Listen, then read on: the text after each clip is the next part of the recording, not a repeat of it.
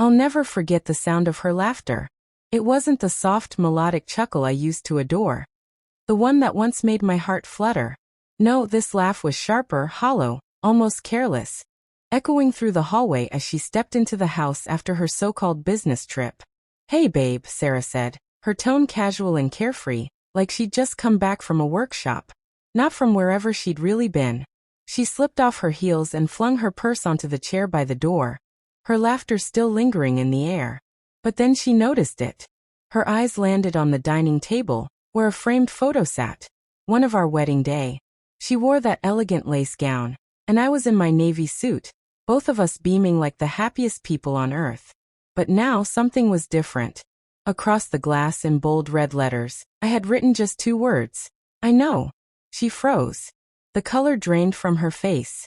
Her smile vanished like a candle snuffed out by a sudden wind. Her eyes locked on the picture as if it had come to life and spoken aloud.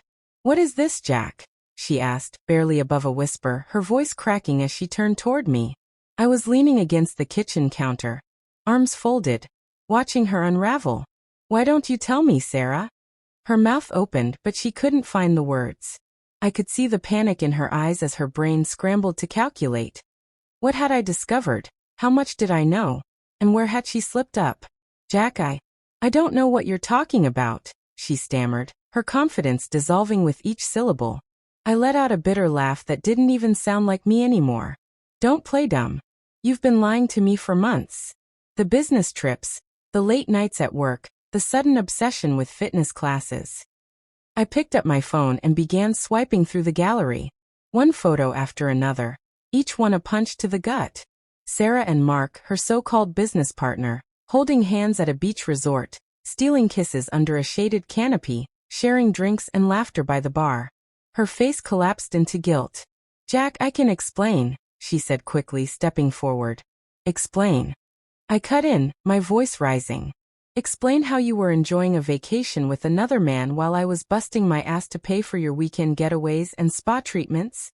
I was practically shouting now, years of anger finally boiling over. "You betrayed me, Sarah. Again and again. Do you even feel remorse? Or are you just upset because I found out?" She reached out to me, as if a simple gesture could erase what she'd done. "Please, Jack. Let's talk. It's not what you think." I raised my hand to stop her. "No. Just stop. I've spent the last 2 months connecting the dots, gathering proof. Do you want to know why?" Her lips quivered. She didn't answer. "Because I needed to be sure. I needed to know that I wasn't paranoid or overthinking things. And now that I know, I've made my decision." Her eyes welled with tears, but I felt nothing for them. "Not anymore. First," I said, my tone cold and deliberate, "I've already filed for divorce. The documents are with my lawyer. You'll receive them tomorrow." Her face went pale. "And before you start thinking you can fight it, I suggest you read the prenup you signed when we got married. You remember that, right? The one that protects everything tied to my family's company? You'll walk away with what you brought in. Nothing more." "Jack, please," she whispered, pleading. I didn't respond. I simply continued. "Second, I told Mark's wife everything." That landed hard. Her eyes widened in shock. "Oh yes," I said, almost smiling.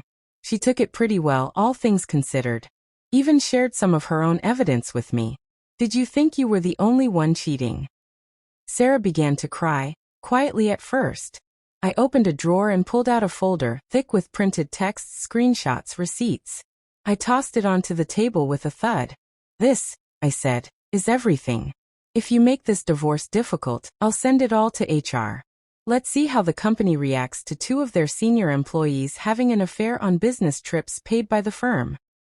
She dropped into a chair, her face buried in her hands. "I made a mistake," she sobbed. "But I still love you." Another laugh escaped my lips, this one more bitter than the last. "No, Sarah. You loved the life I gave you. The security, the comfort. But not me, not enough to be honest." She cried harder, but my heart had gone quiet. There was no hate in me now, only clarity. I was finally seeing things as they were. "I'm staying at a hotel tonight," I told her, grabbing my keys.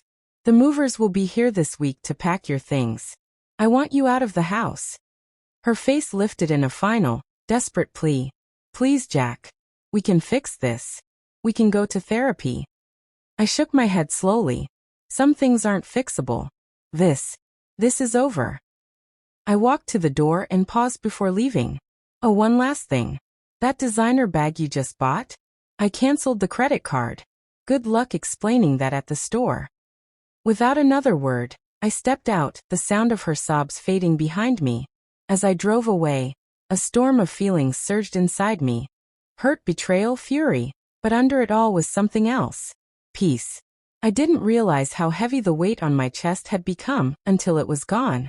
The next morning, my phone lit up with a message from Mark's wife. Thank you for being honest. I'm leaving him too. We deserve better. She was right. We did. As I stood by the hotel window watching the sun rise, a strange calm settled over me. My marriage was over, but my life wasn't. In fact, for the first time in a long while, it felt like it was just beginning.